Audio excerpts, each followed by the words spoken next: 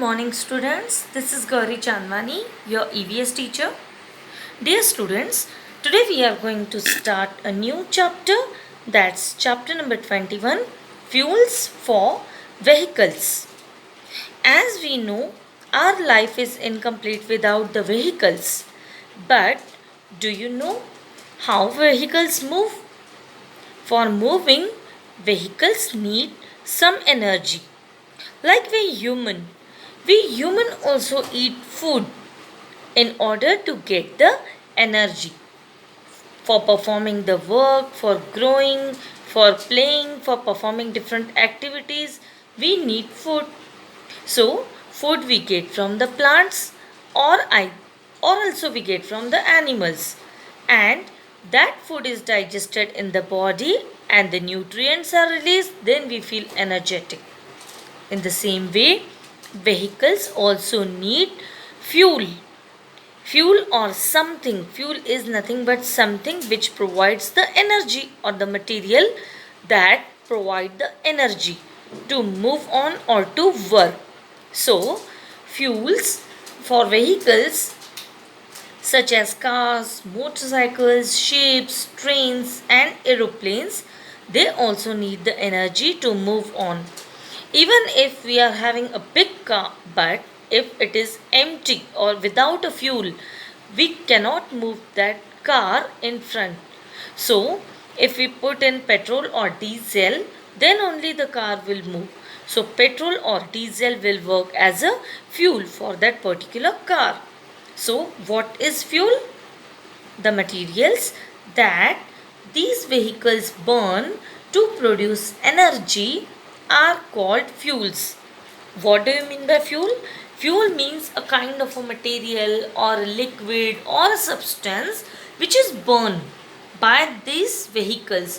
When vehicles run, they burn the fuel and they burn these substances, and the substances which is burned and release energy, they are called as fuel.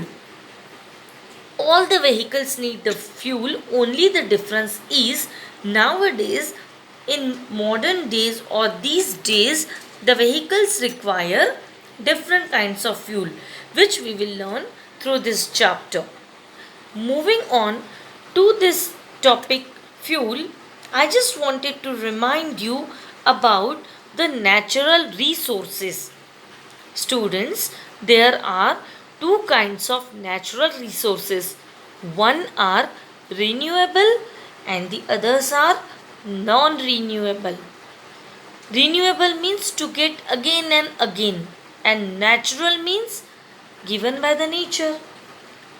At the same time, non-renewable means which cannot be renewed or we cannot get it again and again within the short time period. Those we called as non-renewable. So here, if I wanted to give the example of renewable, all kinds of plants and animals, wood, these are the renewable resources we get from the nature, sunlight, air. Even if the day ends, next day we are going to face the sun, it means we get the sunlight, wind, plants in the renewable form. But at the same time, coal, petrol, diesel, minerals, these we cannot get within a short time period. These kinds of resources require thousands of years to renew. That's why these are called as non-renewable kinds of resources. So let's have a look upon non-renewable resources one by one. First is coal. COAL, coal. This is an example of non-renewable resource because it cannot be get or we cannot get this easily from the nature within a short period of time once if it is used completely. That's why it is non-renewable. So, look at the given picture. Here you could see a train with the steam engine. In the early days, In the early days, the trains were having a kind of a steam engine which used to run with the help of the coal. Coal was the major product for using for riding or for the vehicles to move, like the train which will have steam engine. Now let's see how this worked in the train, how the coal worked in the train. In the past, coal was used as fuel to run the steam engines and ships, bigger ships. In a steam engine, coal was burnt to produce heat. As we know, coal is used for burning. So, in the past days, in the engine, the coal was inserted and it is used to burn. So, this heat boiled the water in the boiler to produce steam. Steam moved the piston, which turned the wheels of the engine. This is how a train moved. In the earlier days, the coal was burnt in the engine region of this train, where the big tank of water was put. When this coal was heated or burnt, it used to heat the or boil the water in the boiler in the tank, which produced the steam. When the steam was produced, the steam moved the piston. Piston was the part of that steam engine, and due to the movement of the piston, it was attached to the wheels of the engine, which moved the train, which moved the complete train. Here, if we have to see the flow chart, we can see here on the page number 83 of your book. Here you could see coal burns to produce heat. In the vehicle, the coal was burnt, which produced the heat. After that, heat changes the water into steam. In the boiler, the water was kept, which was heated by the coal and which then converted into the steam. Then steam moves the piston and piston turns the vehicle, then train moves. This was a simple technique used in the earlier time vehicles. But nowadays, as we know, the steam engines are not used in the trains. Nowadays, the trains are running on the electric powers. We call them as electric engines, or also it run on the magnetic powers, like the bulletin trains in the foreign countries. So in this way, nowadays the trains are also advancedly moving. Formation of a coal was not at all so easy process. But let's have a look upon from where we get the coal. In these days, we get the coal, as we know, from the coal mines and all. So how these coal mines are prepared? Let's have a look. Coal is a valuable natural resource. It is a sedimentary rock formed from the remains of plants. If you observe here from this diagram or the picture, you could see these are the plants in the era of dinosaurs. When dinosaurs were there on the earth, during that era, lot many plants were buried under the ground or under the field.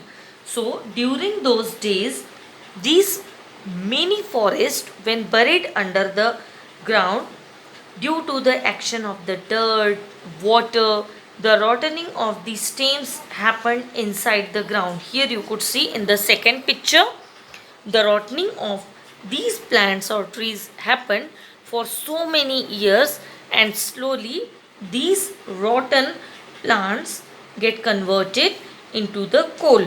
In the third picture, you could observe the action of dirt, heat, pressure, earth's pressure, all of these things together turn the buried trees into the form of a coal. So in this way, the coal is prepared, and this is not at all possible to turning of the thick forest into the coal in a very small time. It took a lot many years, or maybe the thousands of years it took. So we should conserve these natural resources, or we should use these natural resources in the limited form. Here, have a look upon the formation of a coal on page number 84. In the first, you could see millions of years ago, the earth was covered with the thick forest growing in swamps. Swamps means muddy areas, or marshes, we can call marshes. Then you could see, carry forward it, or second point, due to earthquakes and volcanic eruptions, many forests were buried under the earth's surface. See, what might be the reason of burying these forests under the ground or under the earth? It must be the earthquake or volcanic eruption like activities, due to which many forests got buried under the earth. Then what happened to these trees? Due to high temperature and pressure, the earth inside the earth, the remains of the plants turn into coal. So here you will get the clear idea how the coal get prepared. So we could see, or we can understand, that the coal is very prepared after thousands of years. Now let's have a look upon uses of coal. First, coal is used as a fuel mainly for cooking, producing electricity, and moving engines. Nowadays, coal is changed, or the place of a coal is changed with the CNG, the electric power supplies, etc. But in early days, there was a lot of demand of coal, especially for cooking, or for producing electricity, or for moving engines. Then the second point, many chemicals made from coal are used in drugs, plastics, nylon, and fertilizers.